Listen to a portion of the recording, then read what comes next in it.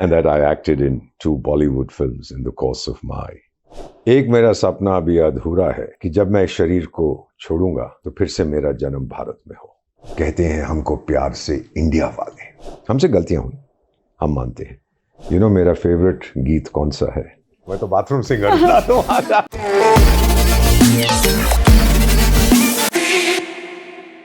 We have the august company, the presence of Honorable His Excellency Mr. Deepak Vohra, Ambassador from India to Africa, and also currently the advisor in Africa and Ladakh. It's actually a pleasure and an honor to be in the presence of such a gentleman.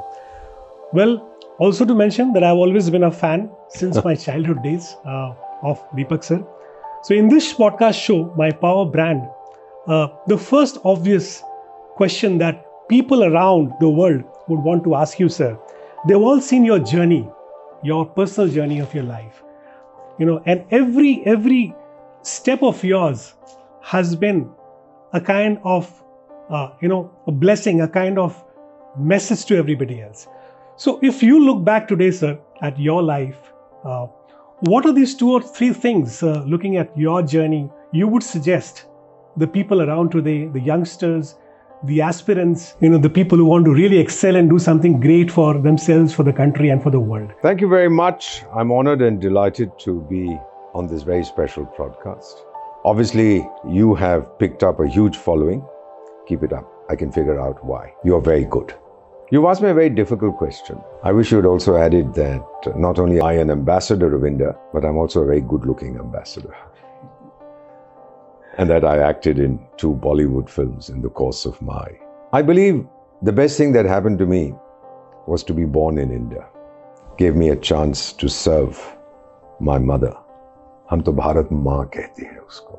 And then joining the Indian Foreign Service wasn't easy. It was a tough exam. I wrote it. I had the option of the private sector. Television was an option because for several years I was doing Doordarshan. At that time we only had Doordarshan. I was India's first, as somebody said, India's first homegrown television star. But then Doordarshan television wasn't an option. It didn't pay enough. And so I wrote the combined civil service exam and joined the foreign service and traveled across the world. Paris was my first posting, Vietnam, Tunisia, United States, etc. 6 ambassadorships. Armenia, Georgia, Sudan, South Sudan, Poland, and Lithuania. The day I joined the service, my late father said one thing to me, which I've never forgotten. He said, Deepak, there'll be many temptations in your career, but remember that you're not serving yourself. You're serving the people of your country who have reposed this trust in you. And the second thing he said, adopt 3 principles in your life. The first is integrity.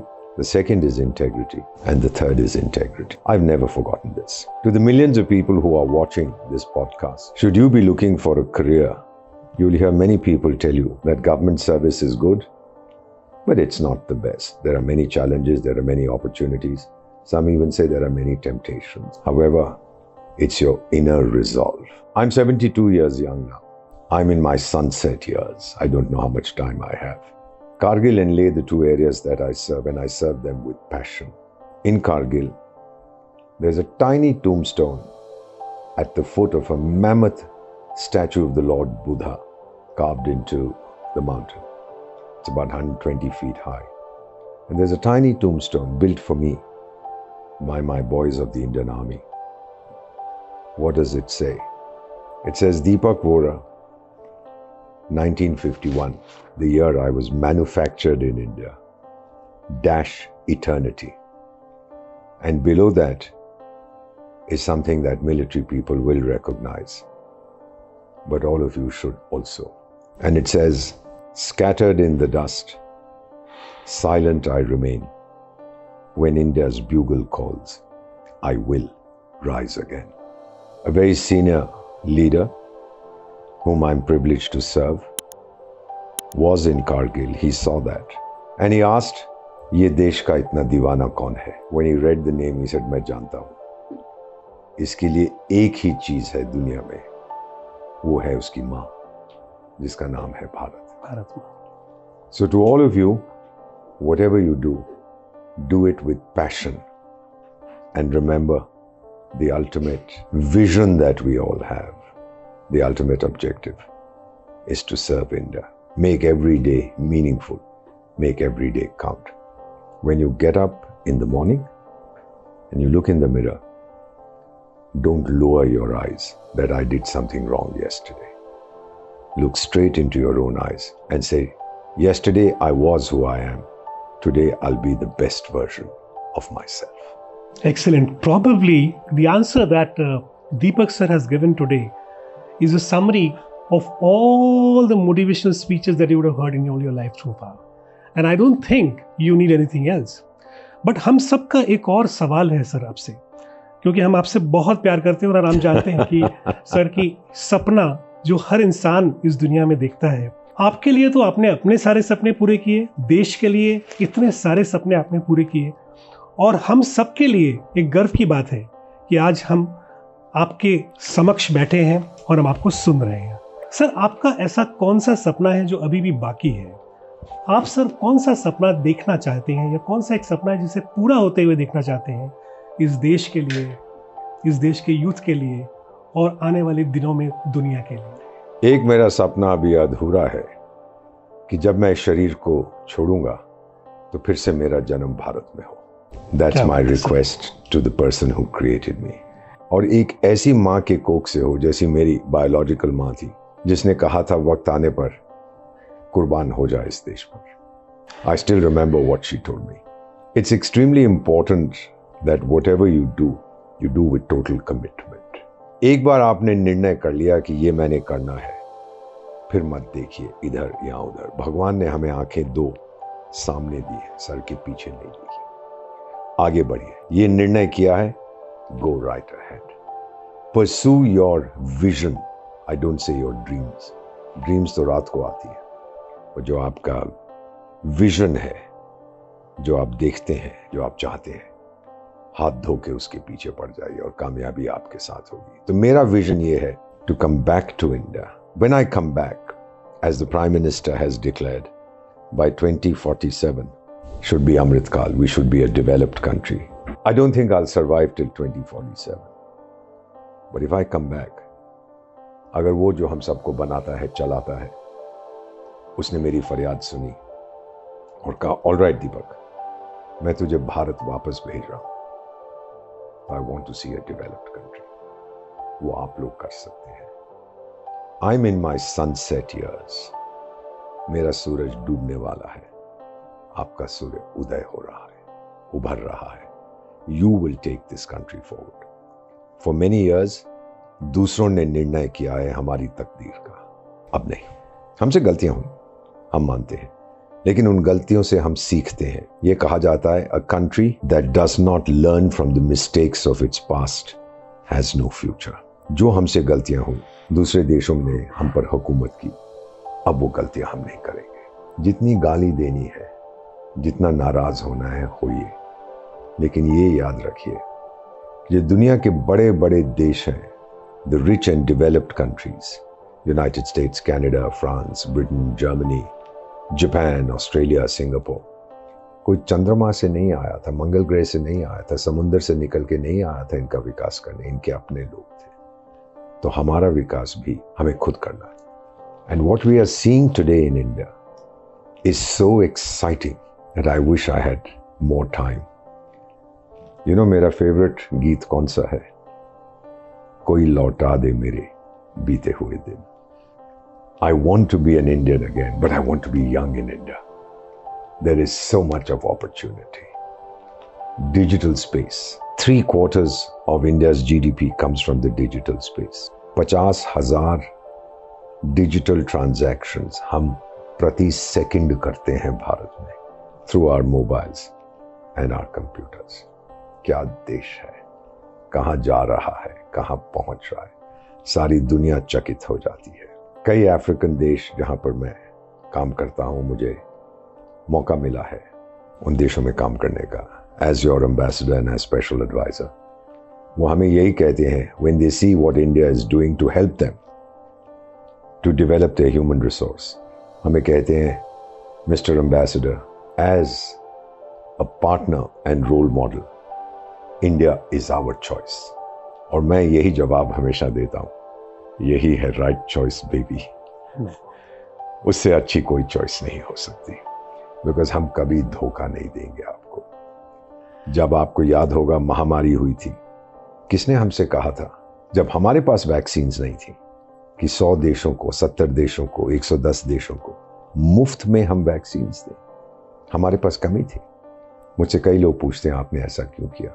क्या वो हमारे चाचा लगते हैं, हमारे भाई लगते हैं, मेरे भतीजे लगते हैं, मेरे दामाद लगते हैं, मेरे ससुर लगते हैं? नहीं, हमने इसलिए किया कि हम बहुत अच्छे लोग हैं, किसी का दुख नहीं देख पाते, किसी को डोमिनेट नहीं करना चाहते। हमने दी उनको वैक्सीन्स और वो सब याद रखते हैं, कहते हैं thank you India, you have shown the generosity of your spirit. Bharat की ताकत तो वही है, आर जेनरोसिटी। एक चीज मैं आपसे और कहना चाहता हूं कि बड़े ध्यान से सुनिएगा, ये मेरा अंदरूनी विचार है।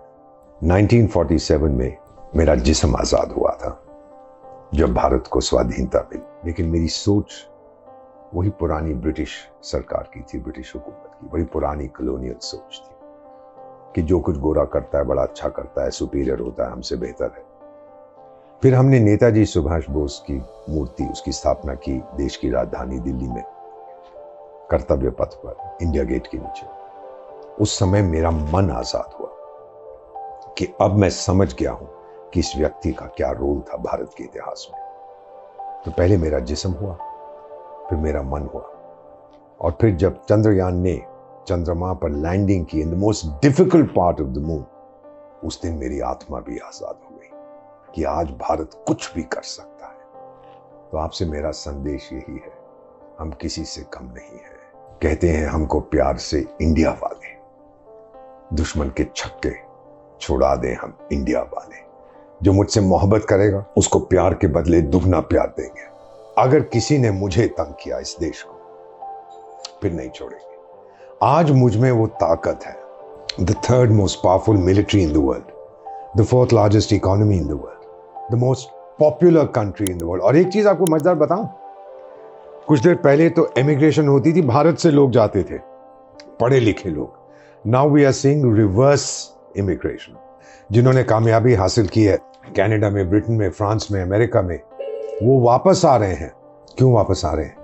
बिकॉज अपॉर्चुनिटीज देखते हैं भारत में। और एक चीज और बताता हूं आपको, बड़ी मजेदार चीज है। मौका लगे तो ये किताब खरीदिएगा। मेरी एक अमेरिकन कॉलीग हैं, डिप्लोमेट साइरस, उन्होंने किताब लिखी है, आवर टाइम हैज कम, अभी 3 साल हुए हैं, how India is making its place in the world. किस तरह से भारत अपना स्थान बना रहा है पूरी दुनिया में। पूरी दुनिया भारत की इज्जत करती है।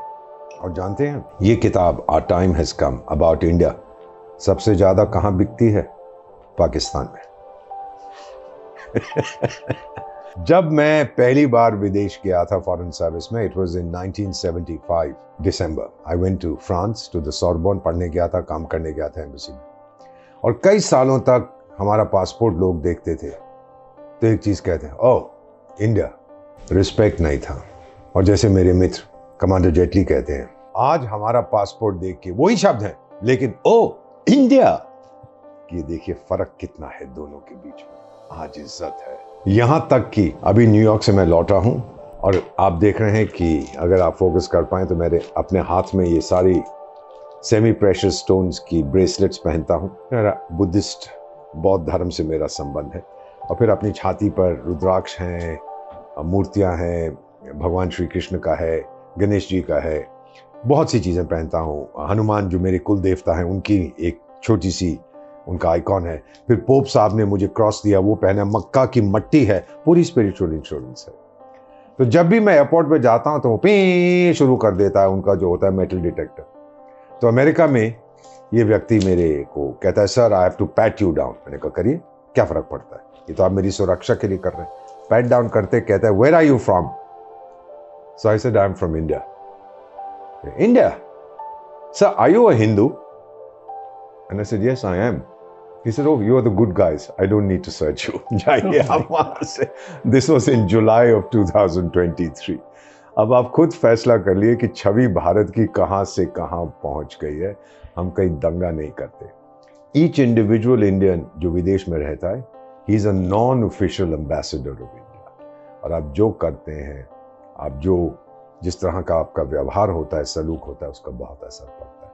अब तो आप देख लीजिए कि इंग्लैंड में ऑलरेडी भारतीय मूल के एक व्यक्ति बैठे हुए हैं प्रधानमंत्री बन के। सुना है कि शायद यूनाइटेड स्टेट्स में भी हो जाए। फिर जो 2-4 देश जो बचेंगे वहां पर भी हम पहुंच जाएंगे। It will be India for the world for India. Sons and daughters of my mother Bharat, go for it बेटा। पीछे मुड़ के मत देखो, बढ़ो आगे। जो भी आपके सामने चुनौती आए, with a positive mindset, be an S A, सुखी आत्मा, don't be a D A, a दुखी आत्मा। Deepak Vohra ji, it reminds us once again of that one important statement which India made to the world when the entire world was saved by our vaccines. Vasudev Kutumbakam. And this is exactly what Sir has mentioned to us. Very, very importantly, what he mentioned is that you are an ambassador, a non-official ambassador of India wherever you go, whatever you do and whatever you achieve in life. And as I speak this, I can feel that spirit of Sir inside me. Thank you. एक सवाल sir आपसे सब पूछना चाहते हैं. We have talked about India becoming the role model for the entire world today. You have correctly said that our time has come. We are today the most powerful country. एक बात sir आपसे सब जानना चाहेंगे कि आपको इतने लोग अपना रोल मॉडल समझते हैं. आप सर ये बताइए कि आपने आज तक आपसे अपने पर्सनल लाइफ में, प्रोफेशनल लाइफ में और पब्लिक लाइफ में, after you became the Indian ambassador to many countries, who would be the people whom you really would admire, would say that उन्होंने कुछ छाप छोड़ी है आपके ऊपर? अगर उनमें से 2-3 लोगों का नाम आप लेना चाहें या मेंशन करना चाहें sir. You know, the most important, and I say this with total sincerity, is India's present Prime Minister, Narendra Modi. जब मैं उनका करियर पाथ देखता हूँ, चाय बेचने से कहाँ तक पहुँच गए. वो एक नेता है जिनके पैर जमीन पर हैं. ऊंचे खड़े होते हैं लेकिन पैर जमीन पर है. His feet are firmly on the ground. I admire him greatly. I've read a great deal about the Mahatma, Mohandas Karamchand Gandhi. I may not agree with everything that he says, but there's a lot that has deep meaning. For example, I'm inspired constantly by what I read when someone asked him, Bapu, how do I change the world? And the Mahatma said, begin with yourself. Be the change you want to see. So I've always tried to remember these values. असली पहचान उस इंसान की होती है. देखिए, जब कोई देख रहा होता है, हम सब अच्छा करते हैं, लेकिन असली भारतीय वो है जो अच्छा करता है जब कोई नहीं देख रहा होता, क्योंकि आप खुद अपने आप को देख रहे हैं उस समय. You have to live with yourself. You have to have that self-confidence, self-esteem, self-reliance. 3 चीजें हैं: आत्मविश्वास, आत्मसम्मान, आत्मनिर्भरता. अगर ये तीनों चीजें आप में हैं, आपको कोई रोक नहीं सकता. And I am convinced that day by day this country, our country, my mother, your mother, we are totally unstoppable. You did ask me also in my personal life. Yes. हाँ, एक पत्नी है. 40 साल हो गए, एक ही है, और 2 बच्चे हैं. दोनों विदेश में हैं, अपना काम करते हैं. And I have 2 lovely granddaughters. They live in New York. तो उनसे बातचीत होती है. अब वो चौथी जनरेशन, पहली जनरेशन तो मेरे ग्रैंडफादर. बड़ी मजेदार कहानी सुनाता हूँ, if I have a couple of minutes. तो मैं छोटा बच्चा था, 5-6 साल का. तो मेरे दादाजी रोज अपनी पगड़ी पहन के, अचकन पहन के, सोटी लेके हाथ में निकल जाते थे. थके हुए शाम को आते थे. दादी उनको चाय देती थी, भोजन देती थी. तो बच्चे की क्यूरियस, दादा तू कहाँ जाता है रोज सुबह? अरे बेटा, हम लोग पेशावर में अपना घर छोड़ के आए थे. They were refugees. In fact my father first saw my mother when he was escorting a train. दिल आ गया, शादी हो गई, मेरा जन्म हुआ. दादा क्या है, क्या बात है, तेरे को घर नहीं मिलता यहाँ पे इन एक्सचेंज? अरे बेटा, ये क्या इंडियन इंडिपेंडेंस लीडर क्या करेंगे ये लोग? अंग्रेजों का जमाना था. Now he was brainwashed into believing that everything the British did was superior. Then came my dad's generation, first generation of independent India. Grandfather was the transitional generation. We don't count him. My dad's generation was, ठीक है, we were trained by the British, लेकिन अब हमें देश को बनाना है। फिर मेरा generation born in independent India like Narendra Modi, अरे देख लेंगे किसी को, हम किसी से कम नहीं है। We are the best in the world, सबसे आगे हैं, वंदे, हम भारतीय हैं, वंदे मातरम, वंदे, हम सबसे आगे हैं, वंदे। और फिर मेरे बच्चों का है तीसरा जनरेशन, और ये तीसरी पीढ़ी ने अपना कॉलोनियल माइंडसेट बिल्कुल खत्म कर दिया, तोड़ दिया है। यहां तक कि कई बार मेरे बच्चे पूछते हैं, dad is it true that the British ruled India? उनको पता भी नहीं है कि ये हुआ था। बहुत अच्छा है, लेकिन मैं ये कहता हूं कि याद रखो, हमने कुछ गलतियां की थी, इसीलिए वो लोग हमारा भविष्य लिखते थे। अब नहीं, हमने अपनी गलतियों से सीखा है, अब नहीं करेंगे। और अब अगर कोई कुछ कहेगा तो हम ये कहेंगे कि तेरा भविष्य हम लिखेंगे। तो आज आप भारत में, आपको बताएंगे इस देश की ताकत क्या, spiritual strength of India, the culture of India, the diplomatic strength, the military strength, the economic strength, कहां पे हम कमजोर हैं। इस समय मैं कोलकाता में हूं, आज मैंने बहुत मजेदार मिष्टी दोई खाई। यहां से 10 किलोमीटर बाहर चला जाओ तो कुछ और मिल जाएगा, 20 किलोमीटर आगे जाओ किसी और प्रकार का भोजन मिलता है। राजस्थान में चले जाओ, हर गांव में अलग तरह की क्विजीन है। ऑल दिस डाइवर्सिटी, हम तो कहते हैं unity in diversity. May I just say that the diversity is the essence of our unity. We are united because we are diverse. और जो देश एक ही भाषा में बात करते हैं, एक ही कल्चर लेते हैं, एक ही धर्म लेते हैं, उनमें वो यूनिटी नहीं होती जो हम में है। आपको एक मजेदार चीज बताता हूं, आपने लीग ऑफ अरब स्टेट्स का नाम सुना होगा, जिसे हम अरब लीग कहते हैं। 22 members, they speak one language, Arabic. 22 countries, members of the Arab League, they speak one language, Arabic. We are one country and we have 22 official languages. When I tell my Arab friends, ये आप लोग के हमारा ये है, तो पूछते हैं कि आप लोग कैसे करते हो। मैंने कहा पहले भारत में जन्म लो, फिर समझ आएगा हम कैसे करते हैं, otherwise you won't understand this. Sir बहुत अच्छा। In fact, there is a revelation that I have today. After speaking to Sir, we always believed, learned, and spoken about unity in diversity. Today, after listening to Sir, there is another phrase which comes to my mind, and it is humility in power. Today, we have an India which is the most powerful country in the world, and yet the humblest of all countries. It is in fact an honor to be able to speak to Sir. And before we end, of course, we have everybody in this small audience, in this small room, and the audience which is online would love to ask Sir so many questions. But probably we have one or two people here who would like to ask one question to Sir, and probably we can allow that if time permits, Sir. I have no problem. I'll just keep in any case I'll be charging you by the minute. So जितने मर्जी सवाल पूछेगा। Thank you, sir. It's my honor. मैं भी तो वकील हूँ आधा। Sir, on our show of My Power brand, he has been speaking about Bharat becoming Vishwaguru, Amrit Kal of Bharat. Sir, I have just one small question from you, because most of the people go as per the execution plan. So, if you have some action plan which can be taken up by youngsters, especially college students, कि वो ऐसा क्या करें कि ये जो लहर है समृद्ध भारत की, उसमें वे अपनी समृद्धि की ओर बढ़ें, न सिर्फ इकोनॉमिक वाइज।